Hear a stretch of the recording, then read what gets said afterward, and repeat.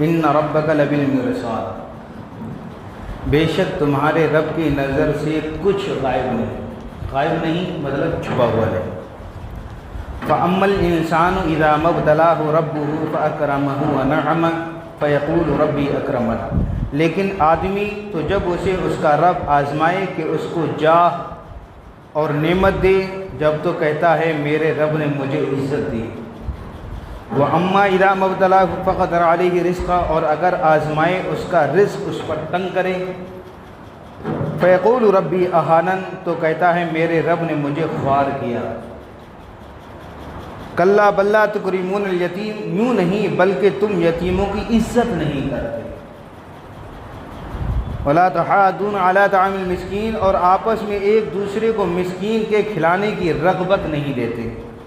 وتأکلون التراث اکلا لما، اور میراث کا مال ہپ ہپ کھاتے ہو۔ وتحبون المال حبا جما، اور مال کی نہایت محبت رکھتے ہو۔ بات بہت آگے تک جائے گی مگر یہاں پر دیکھیے پہلی آیت کریمہ سے، ان ربک لبالمرصاد، بے شک تمہارے رب کی نظر سے کچھ بھی غائب نہیں، کچھ بھی چھپا ہوا نہیں۔ یہ ہمارا اور سب کا عقیدہ بھی ہے اور قرآن کا فیصلہ ہے۔ ہم چاہیں 7 تالوں کے اندر بھی بند رہیں یا کھلے عام رہیں، ہر چیز پر تمہارے رب کی نظر ہے، اس سے کوئی چیز چھپی ہوئی نہیں ہے۔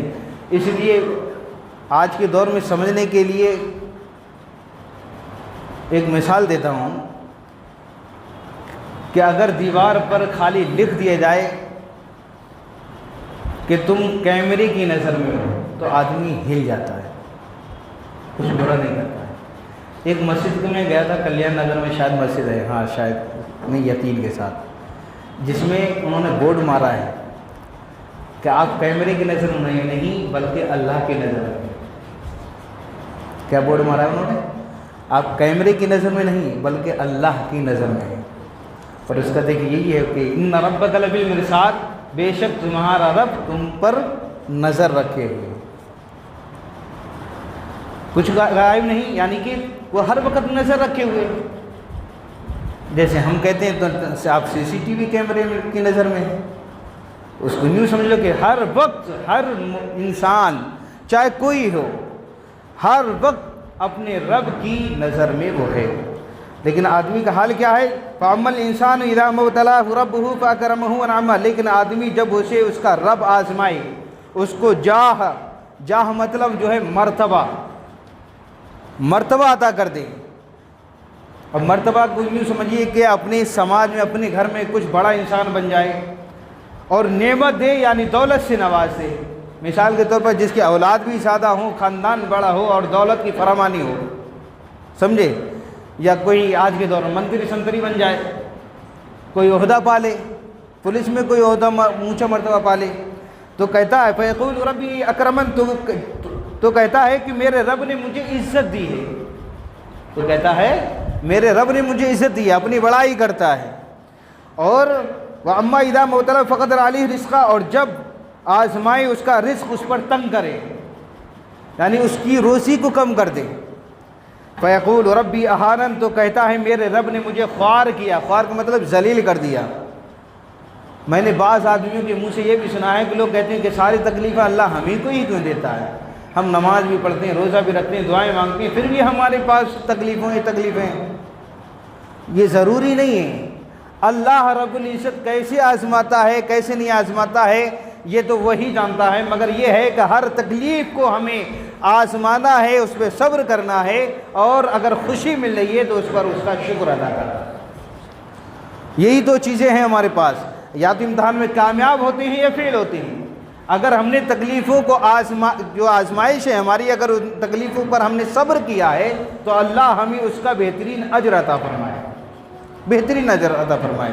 مگر یہ نہ کہے فیقول ربی اہانن، تو کیا کہتا ہے کہ اگر اس کی روزی تنگ ہو جائے، اس کا روزی کم ہو جائے، تو کہتا ہے کہ اللہ نے مجھے ذلیل کر دیا۔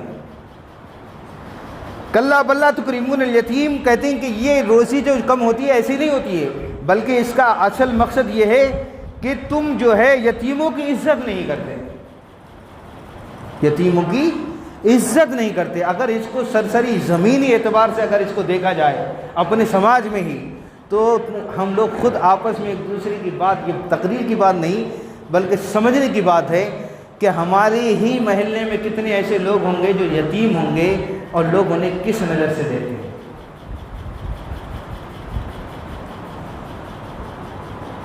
کس نظر سے دیکھتے ہیں یہ ہم خود فیصلہ کر سکتے ہیں۔ اچھی نظر سے دیکھتا ہے کوئی انہیں، کوئی ان کی مدد کرتا ہے؟